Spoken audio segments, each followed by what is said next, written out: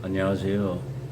오늘은 제가 말씀드린 식으로 저희 어머니에 대한 얘기를 말씀을 드리겠습니다. 어머니이기 전에 한 여자로서 참 기구한 운명이죠. 옛날에는 저희 외갓집은 좀 가난했고 저희 집은 증조 할아버지께서 소금 장사를 내서 돈을 많이 버셨나 봐요. 그래서 우리가 드라마에서 보듯이 하인들 모섬도 두면서 갑부로 살으셨답니다. 그래서 이제 할아버지를 낳는데 할아버지 할머니한테 증조 할아버지께서 화가 많이 나서 저희 아버지 때문에 그런 말씀을 하셨답니다. 저놈이 내가 일궈놓은 이 모든 재산을 다 풍지박산하고 집안을 완전히 망칠 놈이다. 너희들은 애를 잘못 가르친다고 하셨답니다. 그래서 뇌에 꽃이 기르던 거를 한가마니를 화장실에 버리셨답니다. 훗날 할머니께서 두고 저한테 말씀하신 게 내 잘못이다. 내가 교육을 정말 잘못 시켰다. 당시에 워낙 바쁘다 보니까 고모들 둘을 놓고 아버지를 놓다가 보니까 옹야옹야 길렀나 봅니다. 지금도 그런 사람 많잖아요. 뭐 아들이 대단하다고 딸하고 차별도 두고 그렇게 아들만 저희 돌아가신 어머니도 마찬가지잖아요. 이제 저희가 스토리에서 얘기 다 드리겠지만 어찌됐든 그렇게 했는데 할아버지가 제가 기억한 4살 때 저는 고목나무에 매미 달린 시구죠. 할아버지는 그 당시에 1m 80이 넘으셨고 씨름 장사했으니까 소도 타고 많이 하셨답니다. 그래서 할아버지가 저를 손을 잡고 여기 앞에 신장로 큰 길로 이렇게 다니면은 그때 할아버지는 그 땅을 그렇게 많은 걸 저한테 자랑을 많이 하셨습니다. 그리고 아버지는 4살 많은 여자랑 결혼을 해서 아들을 하나 놓고 살았습니다. 그런데 허구한 날 술하고 그 당시에 자전거라는 거는 지금식으로 하면 뭐 헬리콥터 되겠죠. 자전거에 하모니카 끌고 온 동네를 돌아다니면서 술 먹고 술 동네 사람들한테 사주고 맨날 그렇게 했답니다. 그렇게 배짱이 같이 살다가 어느 날 저희 외가 동네를 갔는데 겨울에 빨래하던 저희 어머니가 좀 이쁘셨습니다. 어머니를 보고 아버지가 집에 와서 할아버지 할머니한테 그 여자랑 결혼을 안 시켜주면 죽는다고 협박을 해서 할아버지 할머니가 들어주지 말아야 할 거를 들어주게 됩니다.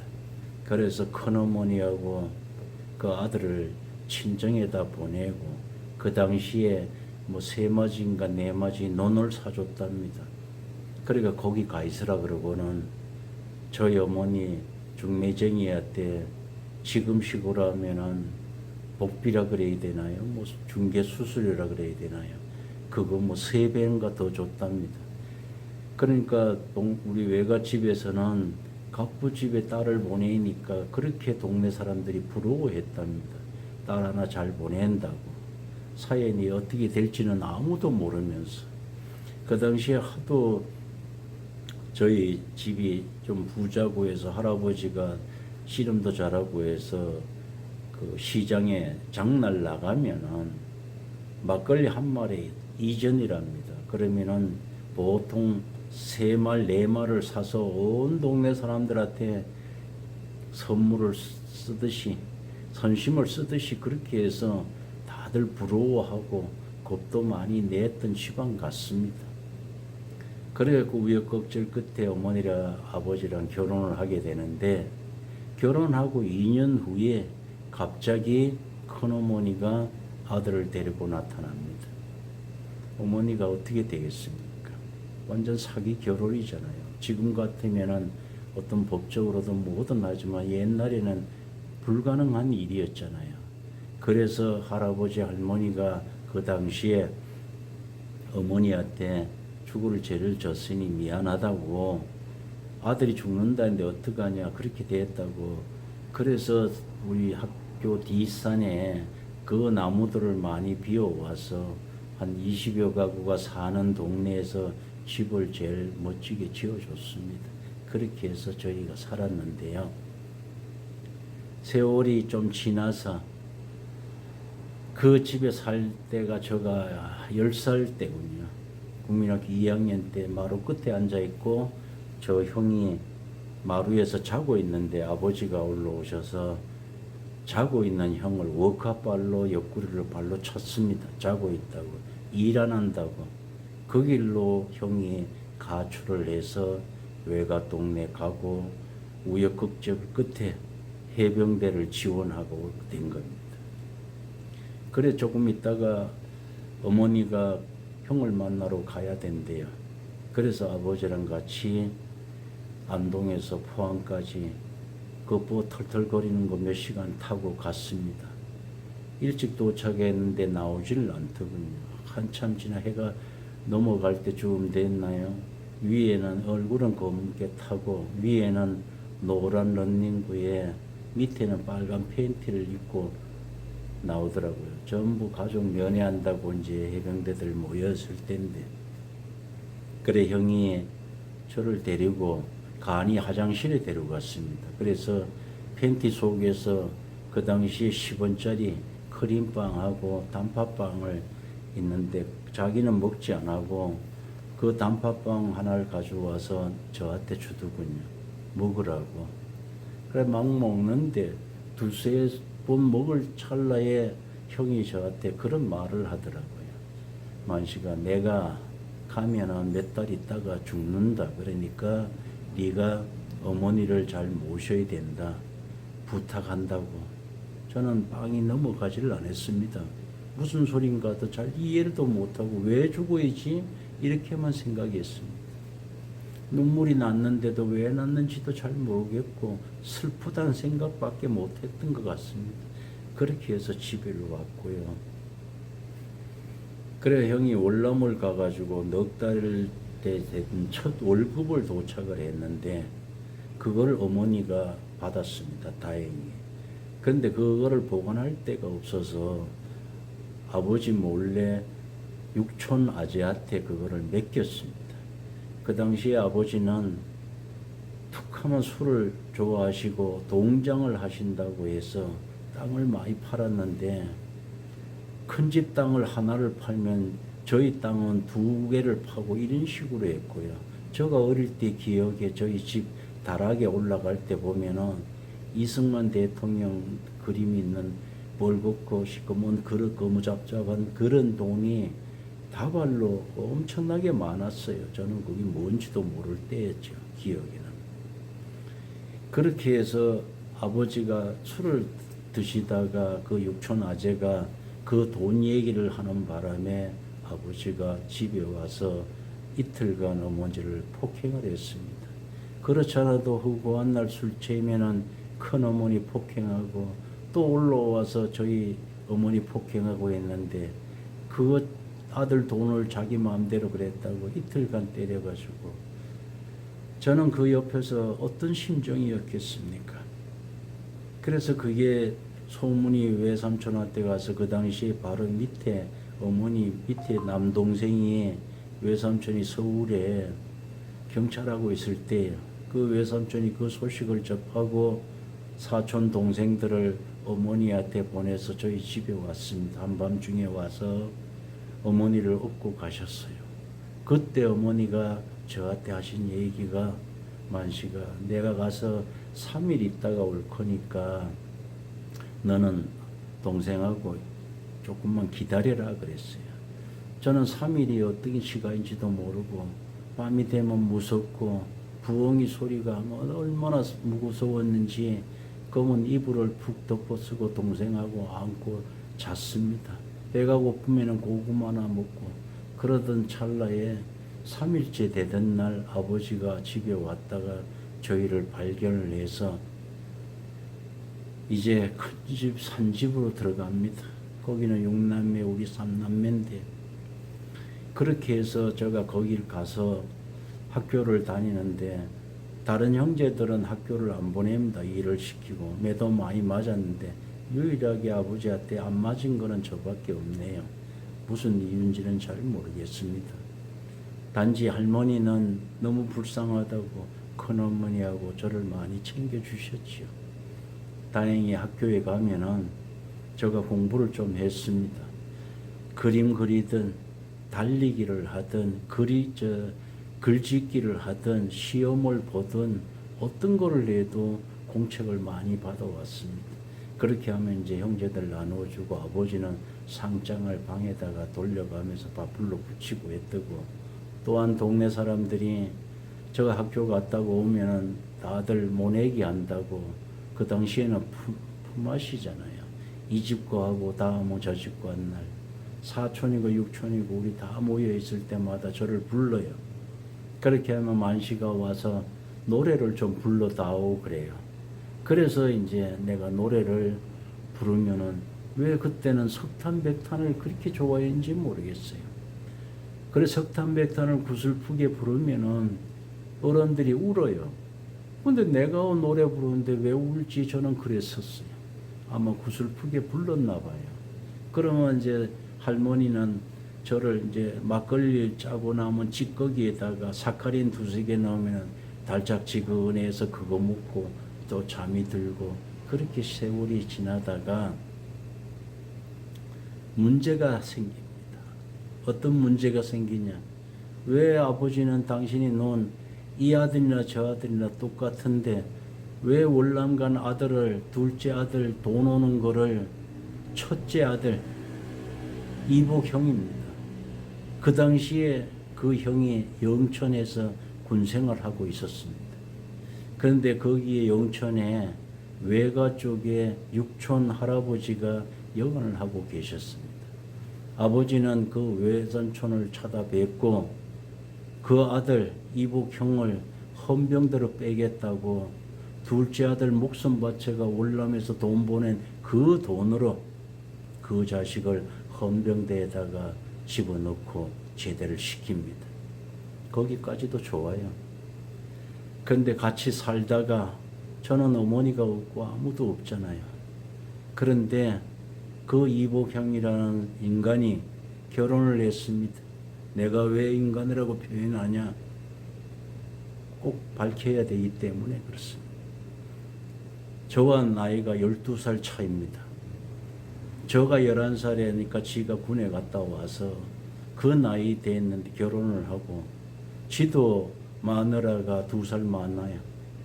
그런데 갑자기 아버지한테 저를 멱살을 잡고 머리 위에다가 쳐들었습니다.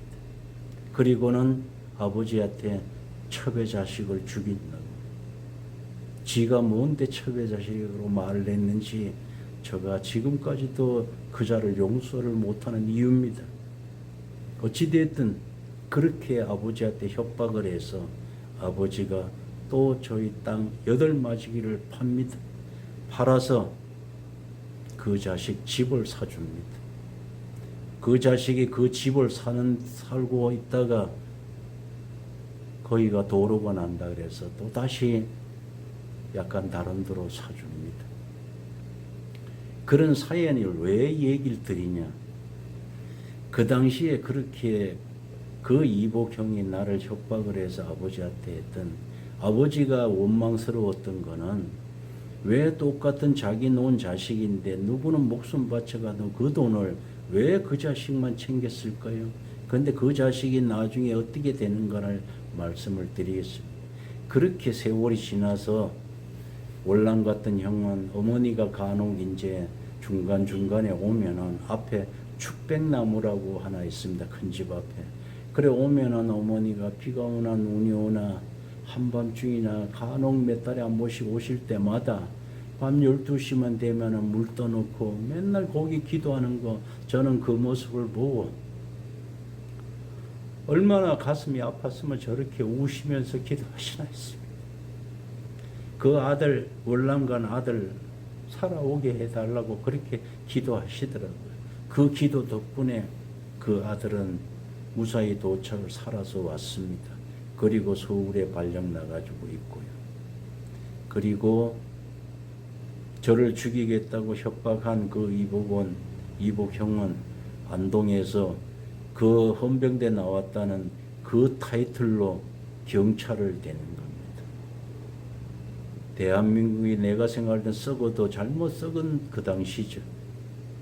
헌병대 나왔다 그래가지고 특채랍시고 또 그 당시에 아버지가 그 돈을 또 뇌물로 줘가지고 경찰이 됐던 겁니다.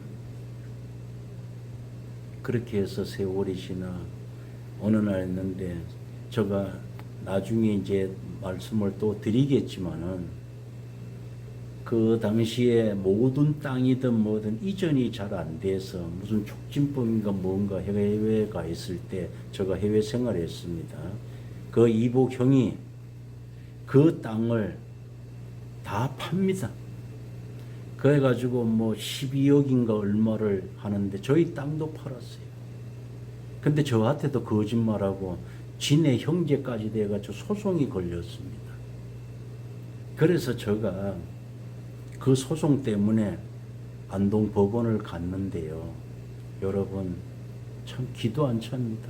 돈이 뭐 그리 중요했던지 그 이복형이 앞에 지 마누라 그 며느리 그 변호사까지 저가 앞에 바로 복도에서 형님 오랜만입니다. 인사를 하니까 저희 쳐다보기만 하고 그거는 오간데 없어요. 그리고는 변호사한테 돈이 얼마라도 드니 괜찮으니까 쟤네들은 어려서 잘 모르니까 밀어붙이래요. 제가 얼마나 화가 많이 나는지요. 그래서 제가 도착을 해서 안티박 6장의 편지를 썼습니다. 형님, 과거의 얘기를 했습니다. 형님이 나를 그 얘기 전에 해야 되네요. 법원에다가 했는데 참 법도 참 잘못됐죠. 그러면은 내가 이 얘기는 지가 20몇 살에 그럼 집을 어떻게 샀어요? 그런데 뭐라고 판사한테 얘기했냐? 밑에 동생들을 지가 다 기르고 학교도 보내고 머슴들이고 뭐고 자기가 다 했다고 막 이런 식으로 거기다가 한 거예요. 12억이란 거금이 나오니까 변호사도 막 돈도 그런 식으로 써서 동생들 소송 자체를 못 이기게 만든 거예요. 그래서 제가 화가 나서 편지를 쓴 겁니다. 형님, 내가 지금까지 참고 살았는데 그래서는 안 되지 않느냐? 형 나이 20몇 살에 어떻게 집을 구했으며 그런데 경찰 된 지가 어떻게 되는데 집 사고도 몇 년 후에 실업자에서 경찰이 됐는데 왜 그런 거짓말 하냐고. 그 돈이 인생에 다냐? 왜 형제들 나눠주면 되고. 그리고 나는 형제 돈 필요 없다. 내 돈, 어머니가 그렇게 불쌍하게 아버지한테 사기당하고 한 그 2마지 땅을 왜 당신이 가져가느냐? 그런 거 다 얘기했죠. 그랬더니 지가 깜짝 놀래죠. 네가 어떻게 그렇게 기억을 하냐는 식이죠. 그래서 내가 그랬습니다. 천벌 받습니다. 형님 가족까지 나누는 거는 내가 이래라 말을 하지 않는데 어머니가 사기 결혼을 해서 한 거를 왜 형이 또 사기를 치냐. 천벌 받기 전에 토해내라고. 그런데 그 내외는 지 새끼들 준다고 어떡 않더라고요. 그런데요, 저 말이 그대로 맞았죠. 지명에 못 찾아요. 그래서 그 친구는 제명에 못 살고 그 돈 지키려고 하다가 저 세상으로 갔죠. 지옥에 떨어지겠죠. 그래서 여러분 내가 서두에도 얘기 드렸잖아요. 돈을 따라가다가 보니까 나도 죽는 걸 알겠더라. 그래서 돈이 얼마나 무서운지도 알고요. 지금도 혹시라도 지 영상을 보고 그런 게 있는 거는 아니겠지만은 형제지간에 밥 한 그릇이든 과일 한 조각이든 나누어 먹는 우리가 살면 얼마나 더 살겠습니까? 그랬으면은 하고 바람을 말씀을 드리고요. 오늘은 시간상 이렇게 하고 다음에는 어머니 없는 하늘 아래를 말씀을 드리겠습니다. 어떤 고통 속에 살았는가를 다시 한번 말씀을 드리겠습니다.